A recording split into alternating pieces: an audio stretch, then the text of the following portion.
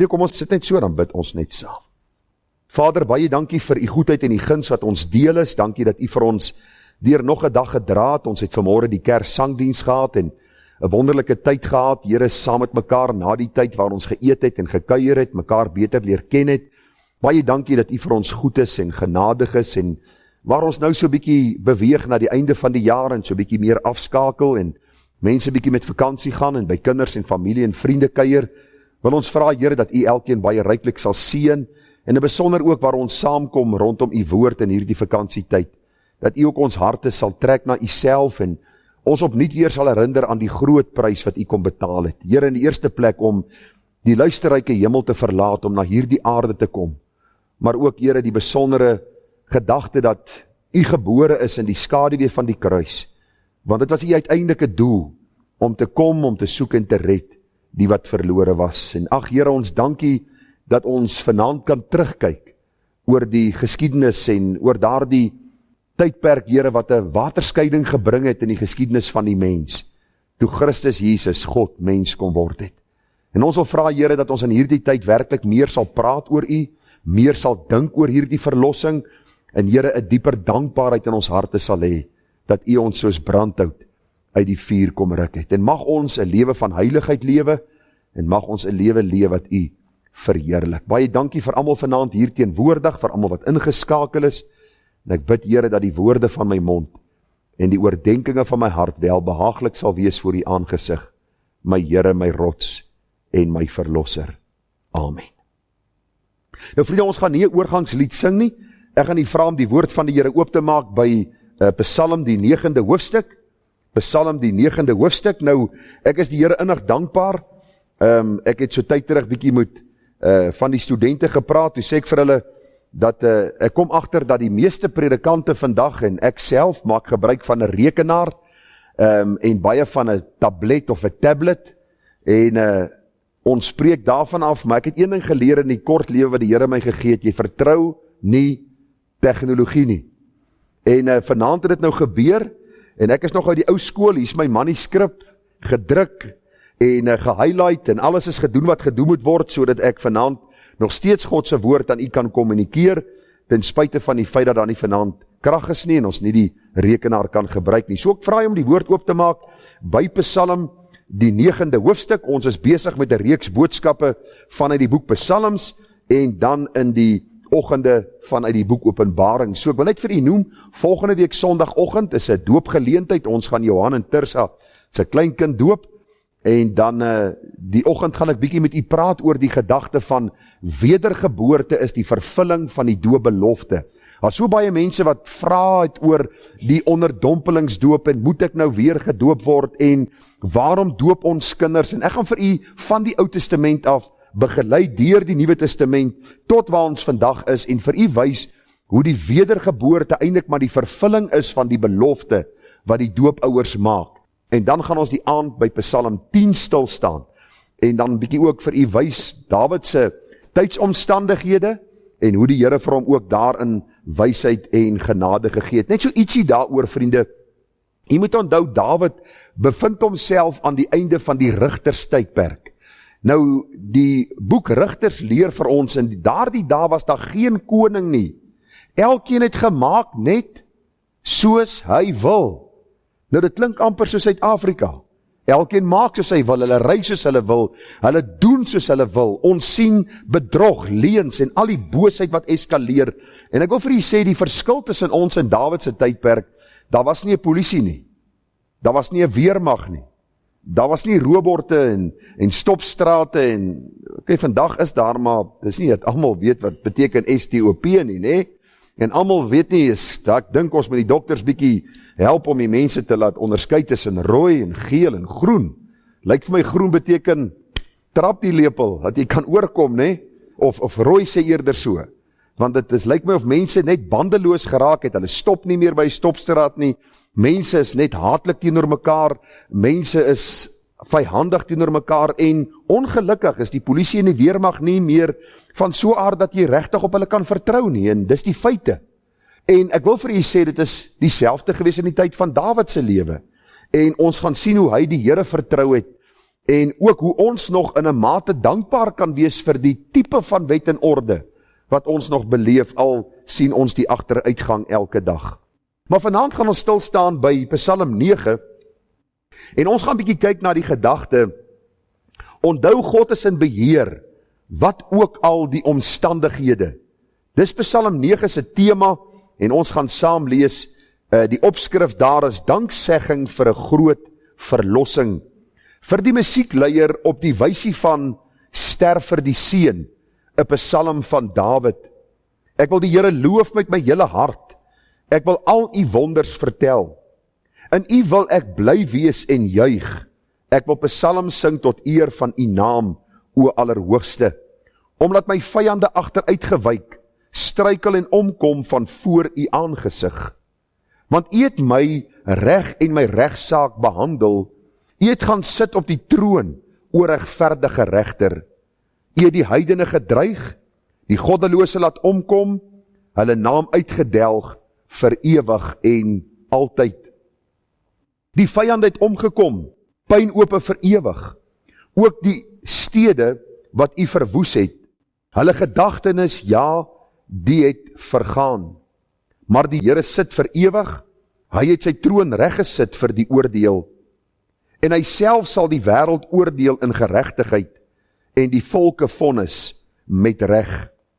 So is die Here dan 'n rotsvesting vir die verdrukte, 'n rotsvesting in tye van benoudheid. En hulle wat u naam ken, sal op u vertrou, omdat u die wat u soek nie verlaat nie, o Here. Psalm sing tot eer van die Here wat op Sion woon, verkondig onder die volke sy dade. Want hy wat die bloed soek, dink aan hulle, hy vergeet die geroep van die elendiges nie. Wees my genadig, Here, aanskou my ellende vanweë my haters, u wat my verhef uit die poorte van die dood, sodat ek al u roemryke dade kan vertel, in die poorte van die dogter van Sion kan juig oor u heil. Die heidene het gesink in die kuil wat hulle gemaak het. Hulle voet is gevang in die net wat hulle gespan het. Die Here het hom bekend gemaak, hy het strafgerig geoefen. Die goddelose is verstrik in die werk van sy hande. Higayon Sela. Die goddelose sal teruggaan na die doderyk, al die heidene wat God vergeet. Want die behoeftige sal nie vir altyd vergeet word. Die verwagting van die elendiges nie vir ewig verlore gaan nie. Staan op, Here, laat die mens nie sterk word nie. Laat die heidene voor die aangesig geoordeel word. O Here, jaag hulle skrik aan. Laat die heidene weet, hulle is mense. Sela. Nou ons het reeds vir u gesê dat die woordjie Sela is nie regtig bekend wat dit beteken nie, maar die meeste kommentaarskrywers sê dat dit 'n gedagte inhou van om vir 'n paar oomblikke stil te word en te dink aan wat die psalmdigter nou vir ons wil sê.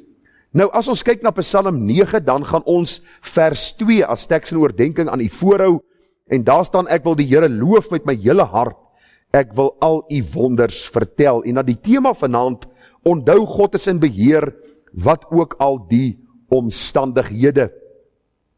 Nou vriende, ook ons omstandighede vanaand hierin benou nie, waar ons sonder elektrisiteit sit, waar ons basies afhanklik is van mense en afhanklik is van 'n sisteem, sien ons bo alles, daar is 'n God wat in beheer is, om vir ons te kom leer om nie te styf vas te hou aan hierdie wêreld, wat besig is om te sink in sy ellende nie.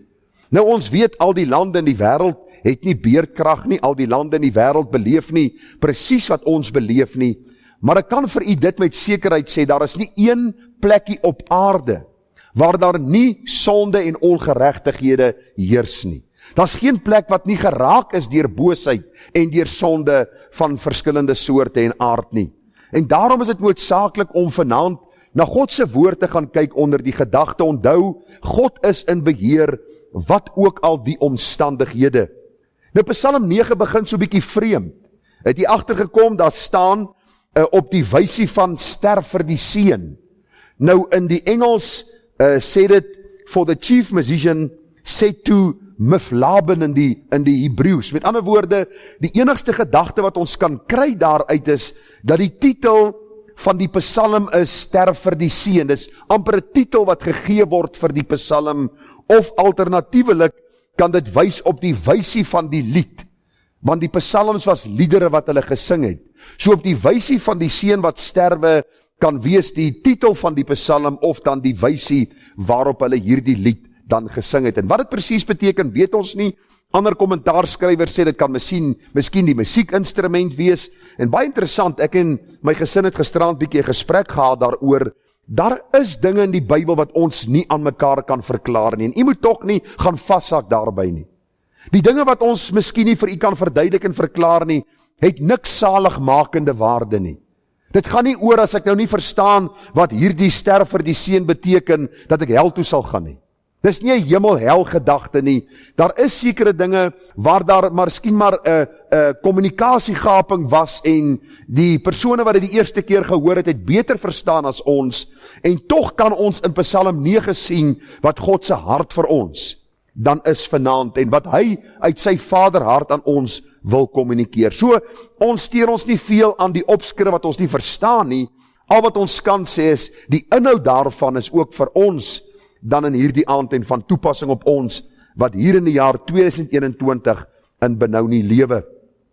Nou ek het bietjie gaan navorsing doen en baie kommentaarskrywers reken ook dat Psalm 9 geskryf was deur die man Dawid. Hy word ook hier genoem in die Psalm nadat hy Goliat verslaan het. Nou jy moet onthou, dit was nie 'n klein gebeurtenis in Israel se geskiedenis nie. Goliat was hierdie baasvegter gewees en hy die slagorde van God uitgedag. Met ander woorde, Goliat het per implikasie vir Israel gesê, my God is sterker as julle God. Ons God gee die oorwinning en julle God wat julle sê leef en alles geskaap het, is eintlik 'n nikszeggende God nie, want kyk hoe kruip julle weg vir ons. En ons het laasweek in Psalm 8 genoem hoe die Here regeer deur die geringe. Die Here stuur nie Saul met al sy wapentuig om Goliat te verslaan nie. Die Here soek nie die grootste persoon en die sterkste en dapperste soldaat in die weermag van Israel nie. Hy soek die geringe skaapwagter en hy sê, gaan jy en verslaan jy vir Goliat, sodat die wêreld kan sien dat God regeer deur die geringe. Nou hierdie Psalm was heel moontlik geskryf deur Dawid nadat Goliat oorwin is. En ons gaan kyk na 3 gedagtes vanaand. Die eerste gedagte gaan ons sien hoe Dawid die Here loof. Die tweede gedagte wat vir my uitgestaan het, is hoe Dawid vashou aan God se beloftes, en dan die derde gedagte, hoe hy sy gebed rig tot God, dat almal kan hoor van hierdie God, wie hy liefhet en dien. So die 3 gedagtes vanaand dan, Dawid se loflied, hy hou vas aan God se beloftes, en sy gebed wat gerig is tot die Here, dat die Here die een is wat tog homself bekend sal maak, dat ander ook hom kan dien. Nou die eerste gedagte, Dawid se loflied. Nou vriende, as ons lees in Psalm 9 vers 1, en ons lees verder, staan daar, ek wil die Here loof met my hele hart. Ek wil sing en van u wonders vertel, in u wil ek bly wees en juig, ek wil psalms sing tot eer van u naam, o Allerhoogste, omdat my vyande agteruit gewyk, struikel en omkom van voor u aangesig, want u het my reg en my regsaak behandel, u het gaan sit op die troon, o regverdige regter. En so gaan Dawid aan in hierdie psalm, en hy sing 'n loflied tot eer van die Here. Nou, in my voorbereiding het ek so 'n bietjie gaan kyk na spesifieke dinge wat Dawid sê. Baie keer as ons sê, kom ons loof die Here, en ons sing dikwels daardie koortjie, kom loof die Here, alle knegte van die Here, wat snags in die huis van die Here staan, en dikwels sing ons lofliedere, ons het die Kersliedere, loof uit die hemele, loof die Here, ons het verskillende liedere wat ons sing, maar as ons gaan kyk na hoe Dawid spesifiek die Here loof, dan beteken dit vir ons so baie en leer dit ons meer wat lofpsalms werklik inhou, behels en beteken. Nou die eerste gedagte wat ek raak gesien het onder Dawid se loflied is, in die eerste plek sê Dawid, ek wil die Here loof. Hierdie woordjie Here sal u sien in die Bybel is hoofletter H-E-R-E. Nou, wie kan vir my sê wat ek laasweek gesê het, wat beteken hoofletter Here? Kom ek sê vir u, hierdie Here met hoofletter beteken God is die soewereine God, wat die vermoë het om alles wat hy bepaal en beskik het, tot stand te bring. Ek het vir julle verlede week gesê is dat die Here sien nie af in die toekoms en hy sien wat mense gaan doen en dan pas hy sy program dienooreenkomstig aan nie. Hy bepaal en hy beskik wat gaan gebeur en hy gaan elke mens verantwoordelik hou vir hulle dade op aarde. En hoe dit inpas in God se volmaakte plan, weet ons nie. Daarom is God soewerein en die mens is verantwoordelik en Dawid aanbid die Here daarvoor. Jy weet, daar is baie mense wat sê, maar luister, omdat God alles bepaal en beskik, kan ek maar maak wat ek wil, ek het nie regtige verantwoordelikheid nie, want hy sera, whatever must be. Is dit so?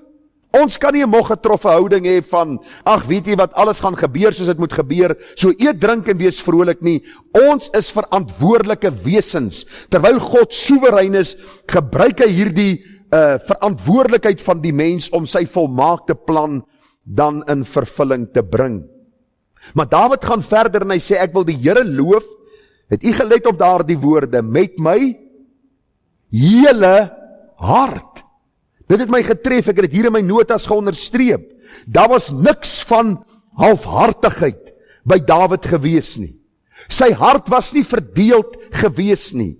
Sy hart was nie geskeur tussen ander gode of dinge nie.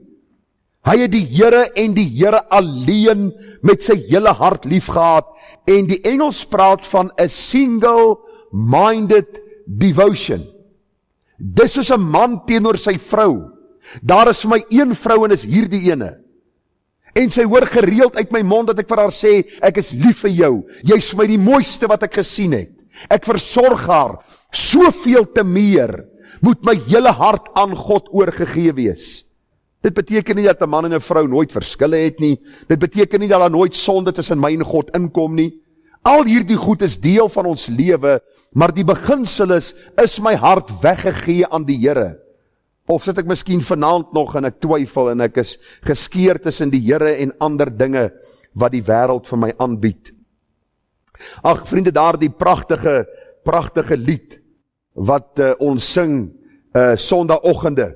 Hy sê ek wil die Here loof met my hele hart wil ek u loof. Ek wil psalm sing met my hele hart. Wil ek psalm sing. Ek vra vir jou en ek vra vir myself, want luister vriende, die voorbereiding van God se woord en die ontvang van God se woord bring 'n verantwoordelikheid by my en by jou, om huis toe te gaan en so 'n bietjie boeke te vat en te sê, Here, hoe lyk my lewe werklik voor u? Want onthou, ons lewe word geskeur in hierdie wêreld, tussen verskillende verantwoordelikhede en daar is verskillende dinge wat ons moet doen, en ons moet vir die Here heeltyd vra, Here, help my, dat ek ten spyte van die uitdagings en die besige program nog steeds u sal lief hê met my hele hart. Eenvoudig gestel, wanneer daar 'n keuse kom tussen God en sonde, wie kies ek? Die Here, hoekom? Want ek het hom lief met my hele hart. Ek het hom liewer as ek sonde lief het. Wanneer ek moet lieg oor 'n saak, wanneer ek miskien op 'n oneerlike manier geld kan bekom om te sê ek het God liewer as enigiets anders. Ek luister gisteraand 'n boodskap van Dr. Alistair Beck. Nou, vriende, ek luister gereeld boodskap. Ek moedig u aan, luister soveel as moontlik preke van goeie predikers. Ag, as u Jolostien op u fone druk DEL, delete. En as u nou daardie ou met die fris vleiskyf kry, wat is sy naam? Benny Hinn. Ag, u kan maar moet groot. Hy gaan nie vir u kwaad wees as u hom delete nie, want hy weet hy praat klomp sinnelose goed. En Kevin Copeland en Rodney Howard Brown, vergeet van daardie manne, kry vir u goeie boodskappers wat God lief het. En Alistair Beck sê gisterand in sy preek, toe praat hy van hierdie vriend van hom in Skotland, wat 'n Ford agentskap wou oopmaak.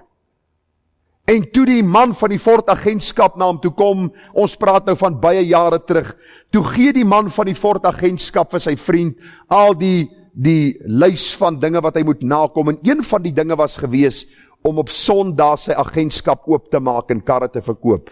En die man sê vir hom, luister, ek verkoop nie op Sondag karre nie, want Sondag is die dag van die Here, ek is lief vir die Here en ek gaan Sondag na sy huis. En die ou sê vir hom, maar kan jy nie 'n Ford agentskap oopmaak nie? Dan sê dan maak ek nie 'n Ford agentskap oop nie. Hy sê vir die ou in dieselfde asem, hy sê vir hom, maar luister, ek sê vandag vir jou, ek sal meer karre in Skotland verkoop in 6 dae, as wat die ander ouens in 7 dae verkoop. En dit het ook so gebeur. En die beginsel wat vir my uitgestaan het, ek het die Here lief met my hele hart. U sien, kinders van die Here maak te vinnig aanpassings vir die wêreld, vir familie, vir vriende, vir kinders, vir kleinkinders, wanneer dit kom by die Here en by sy dag, en oor die algemeen, dat hulle vinnig aanpassings maak, want ons wil nie aanstoot gee nie. Dawid sê ek het die Here, die verbondsgod, die soewereine God, lief met my hele hart. My hart is gereserveer vir hierdie God wat ek lief het. Maar hy gaan verder aan. Hy sê in vers 2, hy sê ek wil al u wonders vertel. Het u dit raak gelees? Ek wil vir u sê, as 'n mens begin om die Bybel woord vir woord te lees soos dit opgeteken is, en ons begin van die woorde en van die sinsnedes ontleed, kom ons agter hoe wonderlik ryk is God se woord. Nou nie een van ons wat liefdesbriewe van ons meisies daai tyd gekry het, of van ons kerels gekry het, het net ligtelik en vlugtig daaroor gelees nie. Ag man, jy vat hom ons eers so, dan ryk jy eers, want ek ryk haar, en dan lees ek, en dan soek ek iets in wat ek lees, want ek wil hoor wat in haar hart aangaan, of in sy hart aangaan. Dawid kom en hy sê, hoor wat in my hart aangaan, ek het die Here lief met my hele hart, en ek wil al sy wonders vertel. Nou wat beteken al hierdie wonders? U sien, Dawid wil klem lê op alles, liggaamlik, siel en gees. Nou, siel en gees, daar is 'n groot debat, is dit 1, is dit 2, kom ons sê, innerlik en uiterlik. Dawid sê, ek wil die Here lief hê, en ek wil vertel van wat hy vir my doen, in my siel, ek wil vir julle vertel wat hy vir my doen, uiterlik, op tydelike gebied.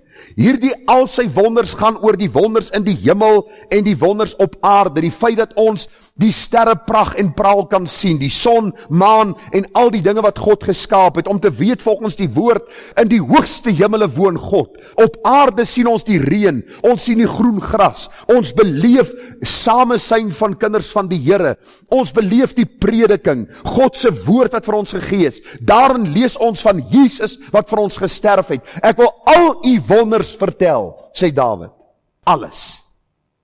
En ek wil vir u sê, as ons begin praat oor God se wonders, dan maak dit ons siele bly.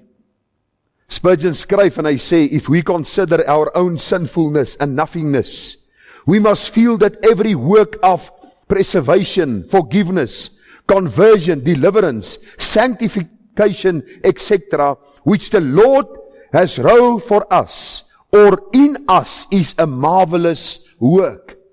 Met ander woorde, ek wil al u wonders vertel, ek wil vertel wat God vir my gedoen het. Ek wil jou vra, wanneer laas het jy vir mense gesê, ek wil julle vertel dat die Here my siel gered het. Nou, voor 'n golfbaan toe gaan, dan vra ek altyd vir die Here, skep vir my 'n geleentheid. Want glo dit of nie, op ouderdom amper 52 is ek nog steeds bang om voor mense te praat. Is nie maklik nie. Jy dink miskien, hy praat nou stories, is nie maklik nie. Andele het vanmôre gepraat van vlinders op die maag. Nou, ek het klomp kraaie en klomp hadidas en alles wat hier binnekant vlieg, want ek het nou mos nou redelik 'n groter postuur, né? Maar die gedagte is net, ek vra die Here, gee my 'n geleentheid. En gister, toe ons die oggend golf speel, is daar 'n ouetjie wat nuut saam met ons is. En toe ons gaan sit om te eet in die halfweghuis, toe vra ek vir hom, sê gou vir my, hoe lyk jou geestelike lewe? Ek dink nie die ou dit verwag nie. Ek dink nie hy het verwag, weet, as ou se golfgame nie goed is nie, en 'n ou vra jou, hoe gaan jou geestelike lewe, en dis ook nie goed nie, kan dit nogal op chaos uitloop. Maar in 'n geval, en ek kon vir hom toe vertel wat die Here vir my gedoen het. Was 'n polisman, het in 'n kerk groot geword, het die waarhede geken, maar was 'n rebel, en God het my siel kom red, en kon ek met hom deel, en vir hom vertel van God se goedheid. Ek vra jou, doen jy dit? Is dit deel van jou lewe? In vers 5 of vers 3 verskoon, sê Dawid, in U wil ek bly wees en juig. Baie belangrik, ons is nog steeds besig met Dawid se loflied. Hy sê, in U wil ek juig en bly wees. Nou, vriende, wat beteken dit? Eenvoudig, Dawid wil nie aandag na homself trek nie. Kon Dawid aandag na homself trek? Ja! Saul het sy duisende verslaan, Dawid sy 10.000. Luister, as klomp vroumense dit oor my gesing het ek aan my breëbors geloop en gesê, luister, ek is 'n ou wat jy na kan kyk. Ek is eintlik 'n tier. Weet, ou Rambo, niks. 10.000. En wat sê Dawid? Hy sê, Here, in U wil ek bly wees en juig. Dit gaan nie oor my nie, dit gaan nie oor wie ek is en wat mense van my sê nie. En dit my so laat dink aan wat Paulus sê in Filippense 4 vers 4. En u ken die liedjie. Verbly julle altyd in die Here, ek herhaal, verbly julle. En dis die kosbare waarheid wat Dawid hier weergee. Ek wil in U bly wees en ek wil in U juig. Want as ek na myself kyk, raak ek moedeloos. Ek weet nie of u soms met u self moedeloos raak nie. Ek raak soms met myself baie moedeloos. En dan kyk ek verby myself na die een in wie ek juig en bly is. Want hy het vir my verlossing kom skenk, my kom verseël met sy gees en oor hom kan ek baie praat, want hy is die onveranderlike, getroue, betroubare, heilige, liefdevolle, regverdige God. Wie ek kan lief hê en wat my eerste lief gehad het. In vers 5 sê Dawid, U het my reg en my regsaak behandel. Ons is nog steeds besig met Dawid se loflied. Hy sê, Here, U het my reg en my regsaak behandel. Waarom noem Dawid dit as deel van sy loflied? U sien, die Here is onpartydig. Wanneer ons iemand se saak moet aanhoor, dit gee ons baie keer voordeel aan die een wat sagter praat, of miskien sy punt duideliker stel, en ons ken nie harte nie, maar Dawid sê, Here, ek verbly my in U, omdat U my reg en my regsaak behandel. Die Here wat onpartydig is, vriende, is perfek in sy oordeel en uitspraak. En selfs in tye van stryd kan ons die Here vertrou met ons hele hart. Dawid gaan verder en hy sê, daar in vers 5, U het gaan sit op die troon. Deel van Dawid se loflied. Hoekom is dit deel van sy loflied? Luister, as enige ander regeerder op die troon gesit het, was daar moeilikheid met 'n groot M. Glo my. Die Here sê vir ons in Spreuke 21 vers 1, en kom ek vra gou vir u. Wat sê Spreuke 21 vers 1? Baie bekende vers wat sê, die koning se hart is in die hand van die Here soos 'n waterstroom en hy lei dit net waarheen hy wil. So Dawid sê, Here, ek is bly in U omdat U op die troon sit en geen regeerder op aarde kan U heerskappy tot niet verklaar of U volmaakte plan tot niet verklaar nie. Dawid is dankbaar en hy eer die Here wat op die troon sit. En dan sê hy ook, die Here is die regverdige regter. Hy doen wat reg is, omdat daar geen skaduwee van omkering in hom is nie, en omdat hy geen aannemer van die persoon is nie. So, hierdie psalm begin met Dawid se loflied, en ek vertrou dat u ook iets hieruit geleer het, en hoe u in die toekoms die Here kan loof en prys, deurdat u regtig verstaan wat die hart van lofprysing behels, en wat die Here vir ons wil kom leer. Die tweede gedagte wat ek raak gesien het, is Dawid sien God se beloftes. God se beloftes. Hy sê daar in vers 8, hy sê, maar die Here sit vir ewig. Hy het sy troon reggesit vir die oordeel, en hy self sal die wêreld oordeel in geregtigheid, en die volke vonnis met reg. So is die Here dan 'n rotsvesting vir die verdrukte, 'n rotsvesting in tye van benoudheid. En hulle wat u naam ken sal op u vertrou, omdat u die wat u soek nie verlaat nie, Here. Psalm sing tot eer van die Here wat op Sion woon, verkondig onder die volke sy dade, want hy wat die bloed soek, dink aan hulle, hy vergeet die geroep van die elendiges nie. Is dit nie vir u kosbaar nie?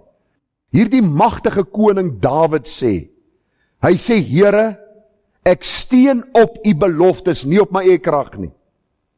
Dawid vergryp hom nie aan sy eie mag en doen wat hy wil en probeer op die einde van die dag sy magsvertoon lewer, en hy sê, Here, daar is vyande, daar is dinge wat in my lewe gebeur, maar ek steun op u beloftes, dat u getrou sal wees tot die einde toe. En ag, wat vir my so kosbaar uitgestaan het in hierdie gedeelte wat ek bestudeer het, is die volk Israel, waarvan Dawid deel was. Die tweede koning, Saul was die koning van die mense, Dawid die koning na die hart van God. Nou baie interessant is, die Bybel leer vir ons, en net om vir u so bietjie meer inligting te gee oor Dawid, wat vashou aan God se beloftes, dink ek aan hoe die volk Israel begin het. Onthou u die man Abram, en later is sy naam verander na Abraham. Weet jy wat die verskil tussen die twee is? Abram beteken grootvader, of in Engels great father, en Abraham, die naam wat God vir Abraham gegee het, hy sal die vader van 'n groot nasie wees. So die klemverskywing van 'n grootvader na 'n grootvader van die, of 'n vader van die groot nasie, die volk Israel wat die Here gesê het, soos die sterre aan die hemelruim sal wees. Nou baie interessant, volg gou saam met my, dit was vir my interessant in die studie. In Genesis 15 roep die Here vir Abraham uit die heidendom. Abraham se vader Tera was 'n afgodsdienaar, weet u dit? Hy het voor afgode gebuig, die Here roep hom daaruit, want die Here het hom gekies, en die Here het vir hom gesê, jy sal hierdie een wees wat my volk bou. En die Bybel sê met Abraham se roeping, daarop sê hy vir Abraham, weet verseker dat jou nageslag vreemdelinge sal wees in die land wat aan hulle nie behoort nie, daar sal hulle dienaars wees en verdruk word 400 jaar lank. Daar's nog nie 'n kind gebore nie. Stem jy saam?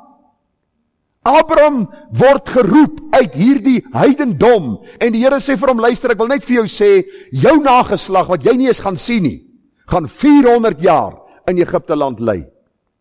Want God het 'n plan, en God het 'n afspraak met Farao gehad.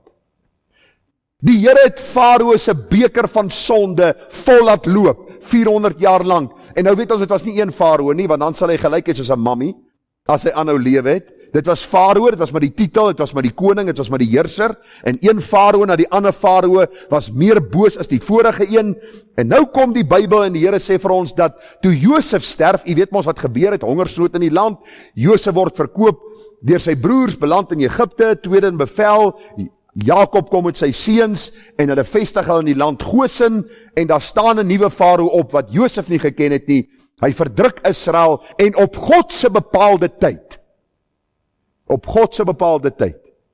kom sy belofte in vervulling, dat hy die geroep van sy volk hoor, wat hy al reeds 400 jaar tevore vir Abraham gesê het, sal gebeur. Hoor wat is die Here se hele gedagte. Die Here sê op 'n stadium, nadat die plaag gekom het, die 10 plaag, ek gaan nou nie vir u vra wat die 10 plaag is nie, ek gaan net vir u sê wat gebeur in Eksodus 9:15. Die Here gaan na Farao en sê vir hom, Farao, luister gou baie mooi. Hy sê, die Here sê, want anders sou ek my hand uitgestrek en jou volk met die pes getref het, en jy sou van die aarde verdel gewees het, maar juis hierom het ek jou nog laat bestaan, dat ek jou my krag kan toon, en dat hulle my naam op die hele aarde kan verkondig. Nou die dag sê 'n vrou vir my, luister, jy moet onthou, Farao het sy hart teenoor die Here verhard. Ek sê van, nee, gaan lees jou Bybel.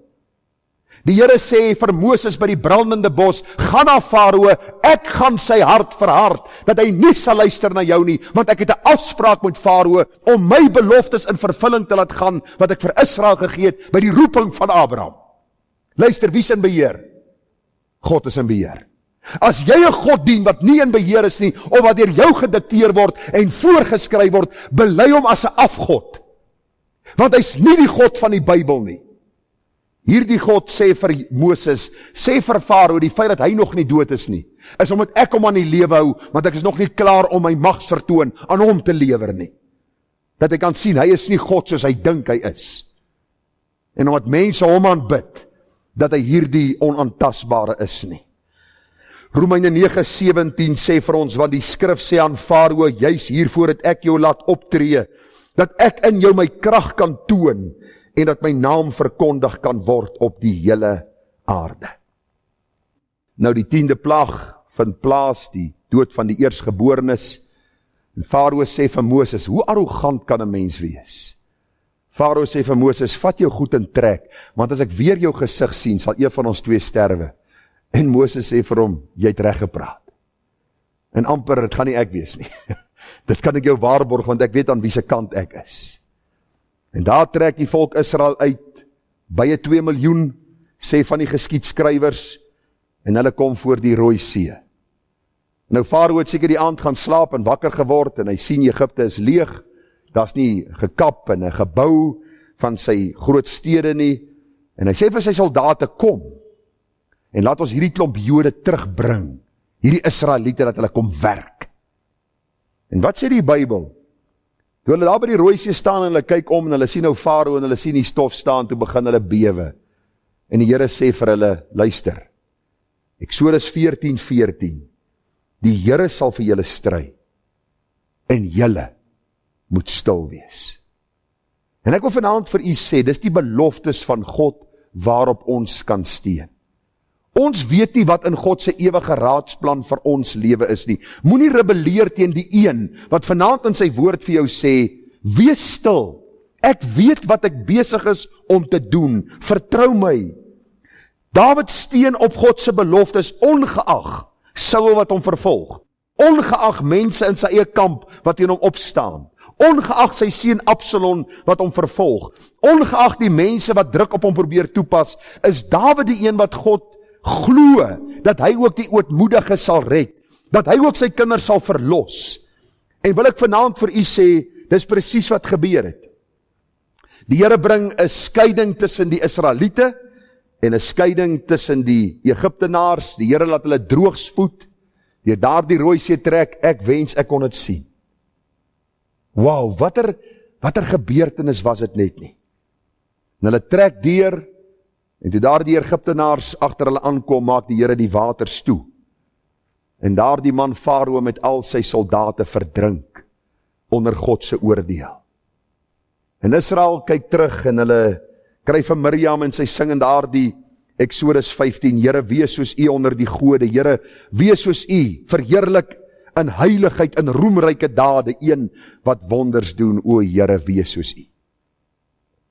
En net die volgende dag toe kla hulle.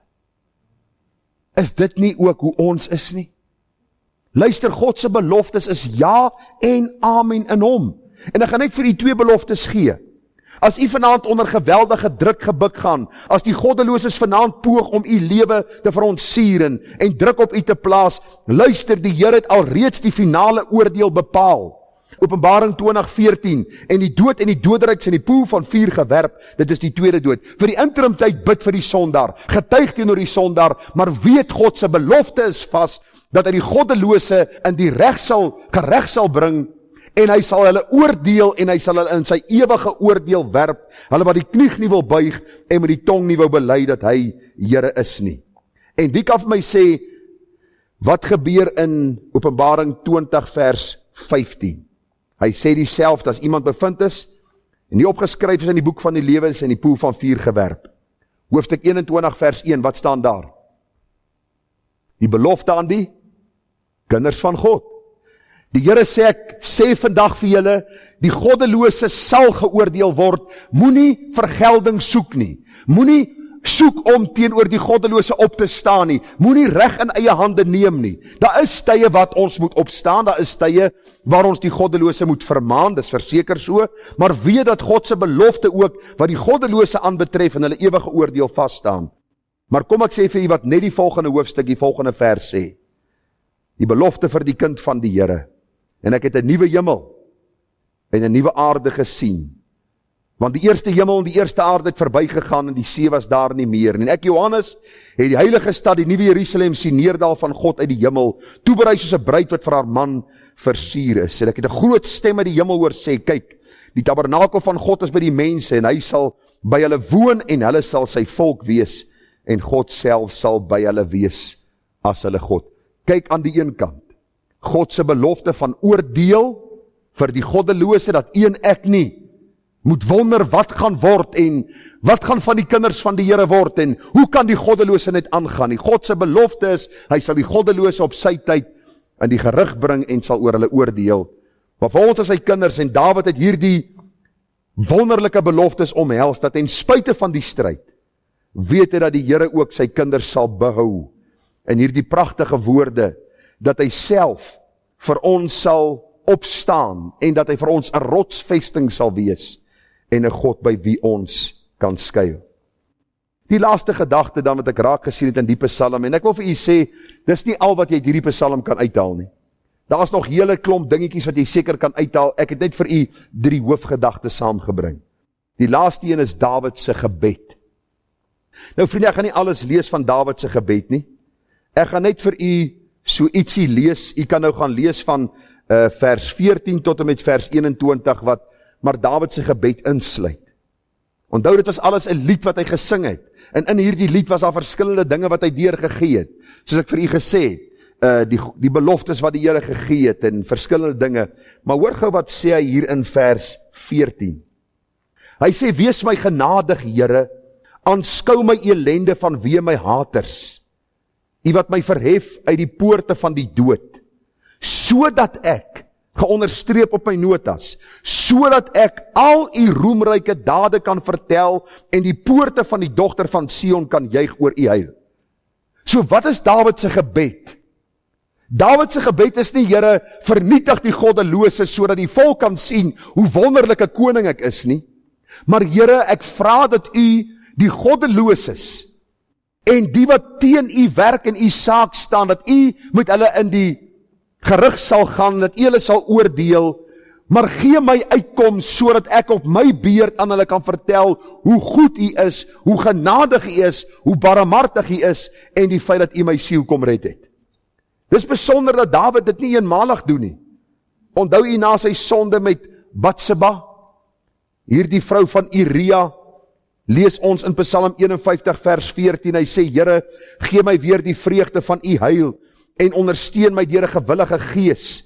Ek wil die oortreders u weer leer, dat die sondaars hulle tot u kan bekeer. Is dit nie mooi nie? Dawid is besig om sy sonde te bely, en in dieselfde asem sê, Here, vergewe my terwille van u goedheid, maar dat ek weer op my beurt vir die sondaar kan sê, dat u goed is en genadig is en barmhartig is. Ek vra vanaand vir jou, wat is eie aan jou gebedslewe? Is dit gebed om vergelding? Here, sorteer hierdie klomp mense uit in my lewe wat my lewe moeilik maak, my lewe ongemaklik maak. Verwyder hulle tog voor my aangesig weg. Of is jou gebed, Here, deel u met hulle ooreenkomstig u regverdigheid en geregtigheid, maar skenk vir my 'n geleentheid dat ek vir hulle kan vertel van u roemryke dade, sodat ek vir hulle kan vertel hoe goed u is. Vers 16, red my van bloedskuld, o God, God van my heil, laat my tong u geregtigheid uitjubel. Here, open my lippe dat my mond u lof kan verkondig. Is dit jou gebed in die môre as jy opstaan? Here, ek het iets om aan mense te vertel. My hart is eintlik so vol, ek kan nie wag dat dit oor my lippe uitloop en ek vir ander kan vertel wie u is nie. Daar's nog iets in Dawid se gebed wat ek net met u wil deel voor ons afsluit. Dawid het ook baie duidelik gesien dat vergelding nie deel van 'n kind van God se lewe moet wees nie. Hoor wat sê Dawid in vers 16. Die heidene het gesink in die kuil wat hulle gemaak het. Hulle voet is gevang in die net wat hulle gespan het. Moet jy nie vergelding soek nie. Die Here sal self toesien. Hulle sê as jy iemand wat jou met modder gooi, teruggooi, dan word albei vuil. Jou hande, die persoon wat jy gooi en anderste om. Daarom moenie vergelding soek nie. Gaan mense jou te nakom? Verseker. Hoe hoër die boom, hoe meer die wind. Hoe meer jy probeer vir die Here uitstaan, hoe meer sal iemand iets oor jou te sê. Ek het op die punt in my lewe gekom, dit pla my nie meer veel die eiertjies wat mense oor my lê nie. As die eiertjies inhoud het en as waarheid in en ek het verkeerd opgetree, dan is dit my goddelike verantwoordelikheid voor die Here om vergifnis te vra vir die Here en die persoon wat ek te nagekom het. Maar luister mooi, die meeste praatjies is maar net gossip, soos die Engelsman sê. Praatjies. Luister, as jy 'n gat vir 'n ander een grawe vanaand, jy sal daarin val, glo my. Die Here slaap nie oor sy saak nie, vir die interim tyd vorm hy jou, en hy leer jou, en hy onderrig jou. Hy sê daar in Psalm 7 vers 16, hy het 'n kuil gegrawe en dit uitgehol, maar hy het geval in die vangkuil wat hy gemaak het. Die onheil wat hy gestig het, keer op sy hoof terug, en sy geweld kom op sy skedel neer. Ek wil die Here loof na sy geregtigheid in die naam van die Here, die allerhoogste Psalm sing. Nou jare terug was daar hierdie films gewees waar ouens nou gat gegrawe het, en dan sit hulle mos nou onder penne in, het sy om diere te vang. Ek dink hulle het genoem Medieval of, ek weet ook nie wat noem hulle die goed nie. Ek kyk nie regtig flieks nie. Dit staan my nie veel aan nie, want het is boring. Maar in 'n geval, ek is 'n boring mens, so die gedagte is net, nou grawe oue gat, en hy het hier 'n gat, en daar 'n gat, en daar 'n gat gegrawe, en wat gebeur? Eendag sien jy, daar val hy in sy eie gat. Hulle sê in Angola en in baie van hierdie lande waar hulle landmyne geplant het, sterf baie van hulle eie mense, en baie van daardie gesoute soldate sterwe, want hulle het vergeet waar hulle al die landmyne geplant het, om die vyand in aanhalingstekens te vernietig, en hulle trap een na die ander landmyn af, en daar sterf amper nou meer mense, nou met daardie landmyne as wat gesterf het in die tyd van oorlog. Wat probeer ek vir u sê? Moenie 'n gat vir ander een grawe nie. Spreuke 5:22 sê, sy eie ongeregtigheid vang hom, die goddelose in die vangstrikke van sy sonde word hy vasgehou. Kyk vir Dawid, Saul staan teen hom op, en hoeveel keer kon Dawid vir Saul doodgemaak het? Menigte male. Hy staan op 'n stadium met 'n stuk van sy kleed in sy spies, en ek dink sy waterborrel, en hy sê vir hom, ek kon jou teen die grond vasgesteek het, maar ek het nie. Moenie vergeld nie, dis Dawid se gebed, Here, help my dat my hart nie bitter word, en my hart nie vergelding soek nie, maar dat ek dit sal oorgee aan u wat die regverdige regter is, sodat u ook my kan leer, om vir my haters die evangelie te gee, en bo alles dat u met hulle sal deel, op u eie tyd, op u eie manier, as hulle harte teenoor u bly verhard. 'n besondere psalm wat die Here ons gegee het. Vriende, ek vat gou saam. Die 3 gedagtes wat ons vanaand gesien het, uit hierdie besondere Psalm 9, wat Dawid dan gebid het. Eerste plek, het hy gepraat van die loflied. Hy het 'n loflied gesing tot eer van die Here, en die Here geloof vir wie hy is, en hy het God se beloftes aan hom voorgehou, en hy het ook gebid, en gevra, Here, dat ek aan my haters sal vertel hoe goed hy is. En ek wil hierdie Psalm afsluit, vriende, deur vir u te vra, dat u ook vanaand as u by die huis kom, so 'n bietjie deur Psalm 9 te gaan lees, daar in u psalmbundel te sien, hoe hulle dan ook hierdie psalm opgedeel het, in 'n paar verse, in die lied wat hulle geskryf het, en dat u vanaand u eie hart sal ondersoek. Verstaan u werklik wat dit is om God te loof? Verstaan u werklik wat dit is om God te loof en te prys? Is daar werklik in u hart hierdie aanbidding, hierdie lofprysing teenoor die Here? Ek vra vanaand vir u, as u dink aan God se beloftes, hou dit u staande in hierdie moeilike tye. En as jy bid, is jou gebed God gerig, om te weet dat hy self die uitkoms sal gee. Dis maar hierdie gebed van Dawid, of hierdie psalm van Dawid, mag die Here vir ons seën, en vir ons genade en wysheid gee om hom daarin te verheerlik.